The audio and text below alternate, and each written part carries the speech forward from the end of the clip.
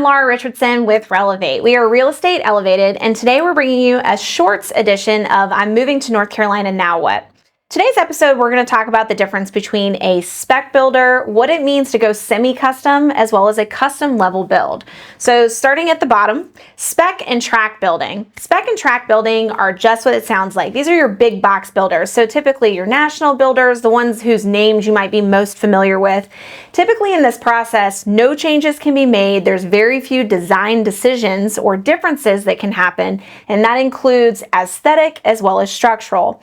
The neighborhoods will tend to have a little bit more of a commonality, or there's a trend with them. So think about walking into your neighbor's property and seeing some very distinct similarities. Might be different color scheme or a different elevation on the front, but predominantly using the same pattern over and over again. So what's the perk of this? Well, the builder is filing the same permit over and over again. The process is streamlined. Things are ordered in bulk. What this means is that you have a little bit more of a guaranteed timeline as well as a more guaranteed price point. So if you're looking for efficiency and you're also looking for something that's a little bit easier on the wallet, those tend to be a better option. Now, some of the deltas on this, however, is if you are somebody who wants to kind of make it your own, other than putting in your own decorations, your own landscaping, you are going to be kind of boxed into whatever the builder has decided and gone with. So then there's a middle level, and that's your semi-custom. Your semi-custom, there might be some few changes you can make, including some design options. You might be able to change the levels here. So instead of going with a level 1 flooring, you might upgrade. So think about the difference between different types of LVP or having that flooring in the upstairs where it's typically carpet. Also, you can pick some things like hardware, lighting, and in some aspects, some structural options, but they are confined options. This is not you coming up with your own design plan and handing it to your builder.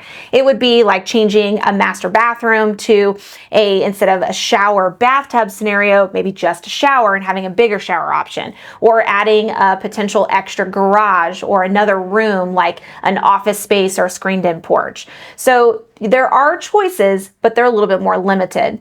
Now, this one's a tried and true blend of your spec level versus your custom level, where you can add some things on that are going to change that price point. It's still going to be a little bit restricted as far as that cap is concerned, but you do want to take a look at the overall price. And what I mean by that is a lot of these homes tend to have a base price that is typically what's advertised, and then there's going to be some additions, those design changes, all that's going to come at a cost. So a big question to ask is for them to outline those things prior to you signing on the dotted line. You don't want to make those out of contract decisions that also can in turn end up being out of pocket cash costs.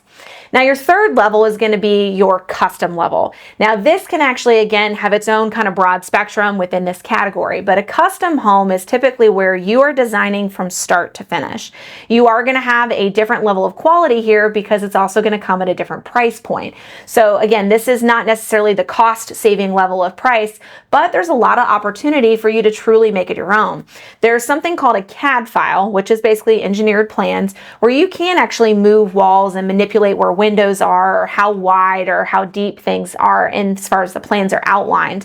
So a lot of choice. That can also be a caveat, though, that some people don't want. Maybe they don't want to make all those decisions. They want the builder or the builder's design team to come in and tell them exactly what to do. Some people do get a little overwhelmed with that process. So a big part of this is making sure you vet your builder and make sure you trust him and his team. Ask about the communication. Ask about the timeline for making these decisions. I would highly recommend, pro tip here, making sure you include a lot of your design choices or your changes and variations. Work that out before you sign your contract.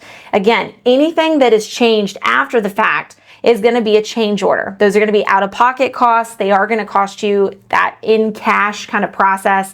It's not going to be wrapped into your loan and paid over the course of time. So it's really important you sit down, you hammer all that out with your builder, kind of get a feel for what their communication during the process is going to be looking like to make sure that that's the best option and decision for you. One of the deltas on this one is custom homes do tend to take a little bit longer. While some of the other levels, permits are filed kind of succinctly, it's the same kind of house that's being filed filed over and over again. In a custom situation, that permit can take 6, 8, 10 weeks to file with the local municipality before it gets approval. So there's a lot of added steps in the timeline to where 12 months is a typical range in order to build the custom level, while your spec homes can be done in as little as 3. So think about the process, think about what you are willing to commit to, as well as what your budget and your timeline will allow. I'm Laura Richardson with Relevate. All right, y'all, thank you for joining us today. Be sure to like, share, and follow us on Instagram as well as YouTube. We're also on Apple Podcasts. Again, I'm Laura Richardson with Relevate.